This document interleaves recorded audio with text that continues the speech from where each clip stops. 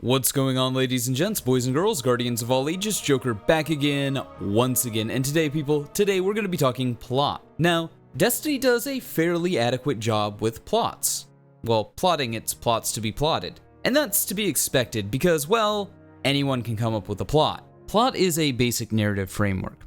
For example, Gaul comes to Earth, imprisons the Traveler, takes our light, and it's our job to stop him. That's the plot of vanilla Destiny 2.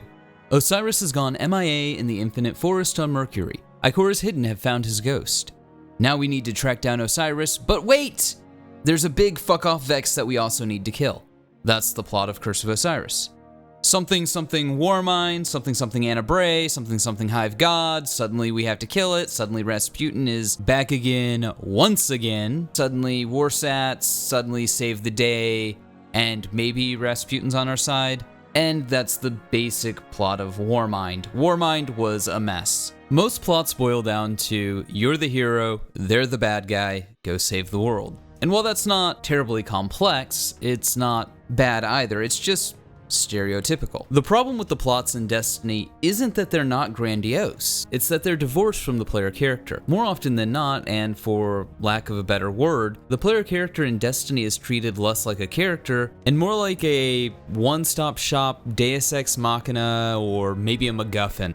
Outside of the raid, the player really doesn't figure anything out or plan anything. They're given a situation and told how best to get from point A to point B. Go here, kill that. While other characters experience narrative growth, what little they do experience at the moment before the game kind of forgets that it happened or doesn't explore it any further. For example, look at Ikora and the whiplash that she goes through from I don't want to die to fuck it, let's do this shit in literally 2.5 seconds. Or Zavala from if we're gonna have another golden age, it'll be with Rasputin by our side to fuck this broken ass AI, fuck it hard, in 2.5 seconds. And the comic book really doesn't seem to help this, as it seems like Zavala has this antagonistic relationship with anything Braytech or Rasputin. There's also the fact that, for as powerful as our character is, for as much of a chosen one archetype that our character is, we never get the feeling that our character is leading anything. We're very much reactive, not proactive.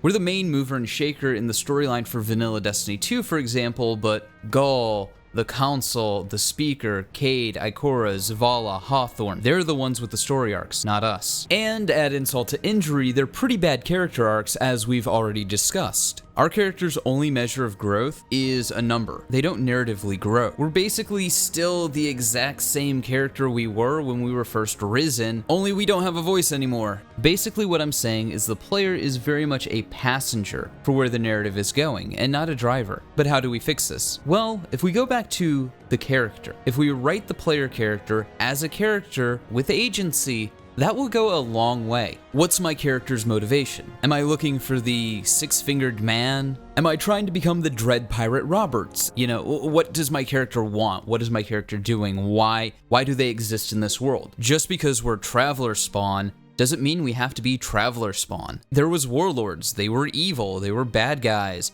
So why am I not an evil bad guy? Why have I not taken the path of Dredge and Yor even though I've had the thorn? Why is the player character the special chosen one? Why was I the one to receive light? Why was I the one to go save Osiris?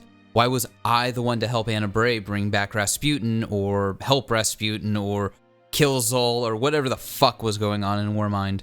Why was it me? Why am I the one that Cade trusts? Destiny says, well, the reason all of this is because you're the player character. That's not good writing. A good story would give the player a personal quest, a personal attachment to the story. Why am I playing this DLC? Other than the very obvious adventure hook of, well, I paid for it, might as well do it. What attachment do I have to what's going on narratively? In Halo, for example, regardless of whether or not I like 343's gameplay choices, or art, or whether or not I like the authors they have writing the books, I still keep buying Halo stuff because I'm attached to John and Cortana and the Arbiter, and I want to see how the universe unfolds. A lot of games try to create this attachment with good character writing. They draw you in with characters you can empathize with, characters that you want to help.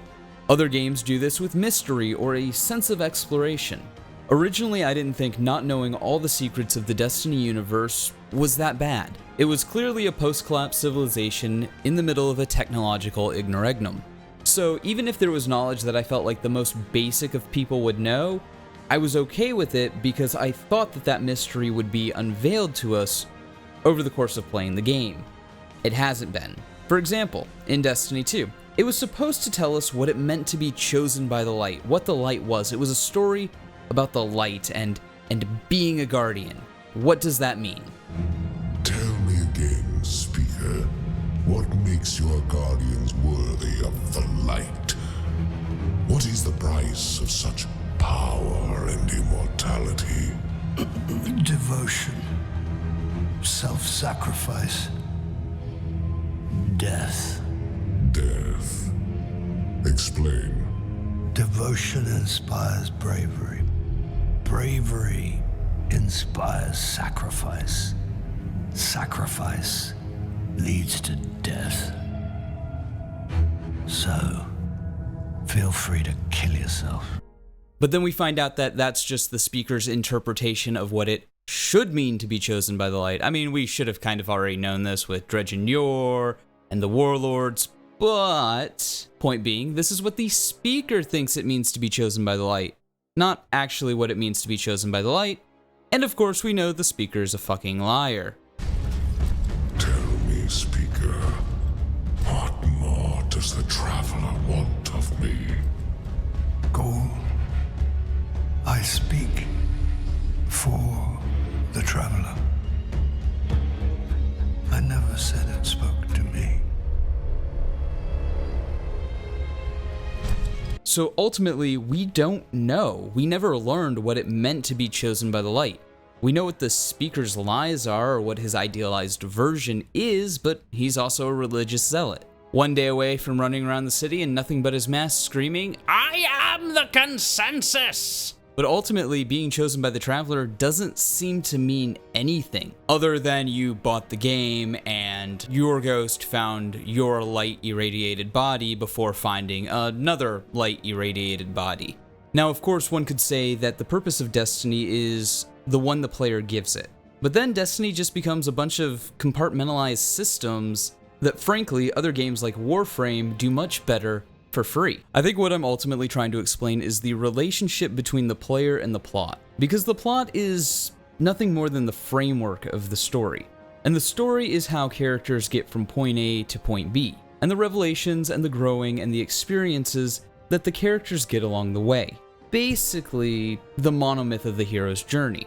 If we look at the framework of the hero's journey, because Destiny is trying to present a hero's journey, and superimpose that on Destiny, Destiny fails at most of its criteria. Destiny has the call to adventure, the road of trial, the gift from the goddess, and the return, but everything else is just gutted. Basically, Destiny removes all the parts where the character grows, or any of the characters grow. Our relation to the plot as the player is removed from any growth, and we don't struggle, we don't have to overcome some inherent character flaw. There's very little to learn, and again, it comes from the player being divorced from the plot. As in Destiny, the player is nothing more than a vehicle to experience brief moments in other people's stories. But even then, those stories aren't that great or well fleshed out or all that interesting. And then we go on to save the day. In fact, when I think about it, Destiny takes what Mass Effect and Dragon Age do with loyalty missions and makes entire DLCs out of them without the prerequisite time spent building up that loyalty. It's kind of like a philosophical difference between doing and experiencing. Currently, the story in Destiny is nothing more than doing. You do what you need to in the campaign to get from point A to point B, so you can go and grind out the mid game so you can go play the end game. All the story is a superficial flavoring for what the end game is supposed to be about. Except the end game has nothing to do with the story in Destiny, so I guess that doesn't work when I say it here. It did in Destiny 1, but not in Destiny 2. The story is not something experienced on an intellectual or emotional level. Not for the player, and not for the character. Unless the emotions Bungie is trying to invoke from the player are disappointment and anger. No, I'm still not over killing a Hive Prince and a Hive God over the course of 2 story missions, but moving forward. On top of that, Realizing that the story, regardless of what player is at what point, is an overarching narrative with a point A, point B, and point C, and writing it as such, with the expectation that the player has done what's come before, is a reasonable place to start when telling a story in a sequel or a DLC. People often get hung up on the idea that Destiny is a shared world, as if we're not all just being written as the same character. So they justify the narrative shortcomings, saying, well, they can't do this because it's a shared world, or they can't do that because it's a shared world. That's preposterous. For example, just because somebody didn't play Halo 1 doesn't mean that Halo 1 never happened when they pick up Halo 2 or 3.